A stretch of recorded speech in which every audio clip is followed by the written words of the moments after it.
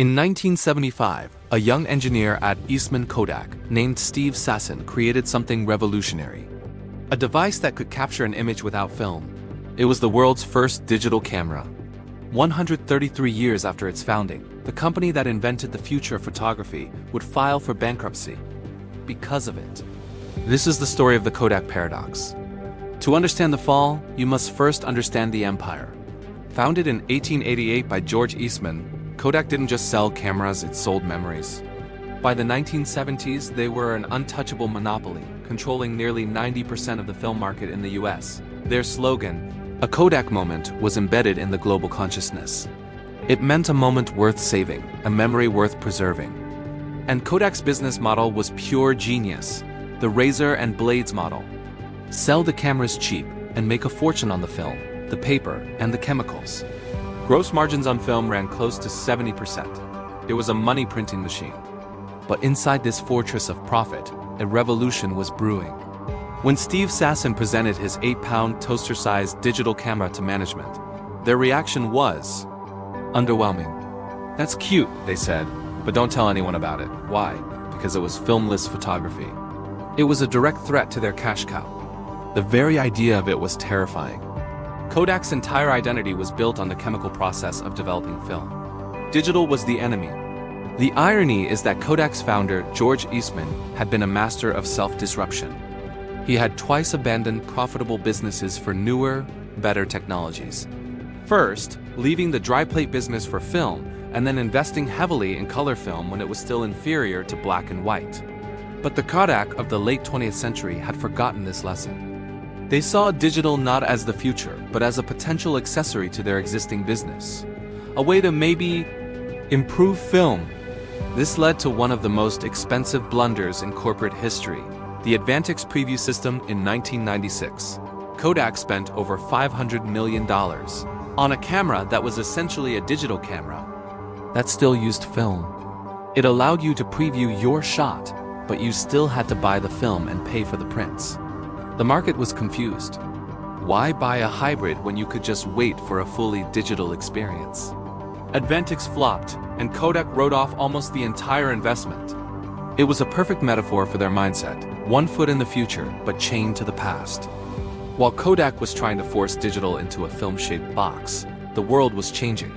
A study commissioned by Kodak itself in the early 80s predicted with stunning accuracy that digital photography would replace film by 2010.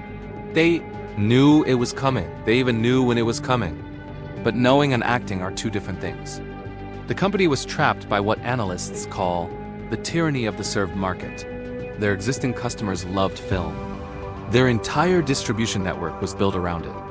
Why would they destroy a profitable business for an uncertain lower margin one? The cultural shift was just as important.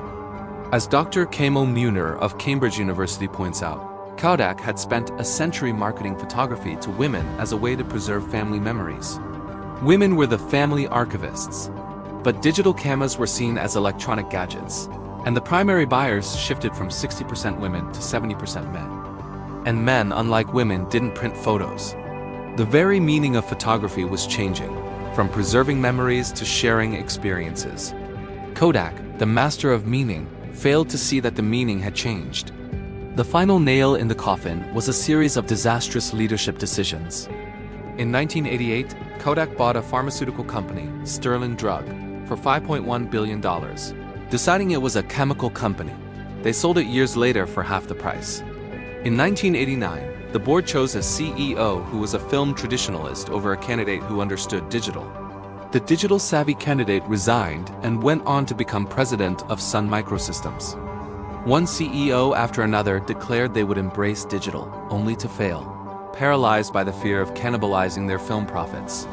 Meanwhile, a small Japanese competitor, Fujifilm, faced the exact same threat. But their response was radically different. They embraced the decline of film and used their expertise in chemical engineering to diversify into new, high-margin businesses, cosmetics, medical imaging, and materials for LCD screens. They survived, they thrived. Kodak, clinging to its legacy, did not. In January 2012, with debts of $6.75 billion, Eastman Kodak filed for Chapter 11 bankruptcy. The Kodak moment was over. So, what is the ultimate lesson of the Kodak paradox? It's not that Kodak was blind to the future, they invented it. It's that they lacked the courage to embrace it.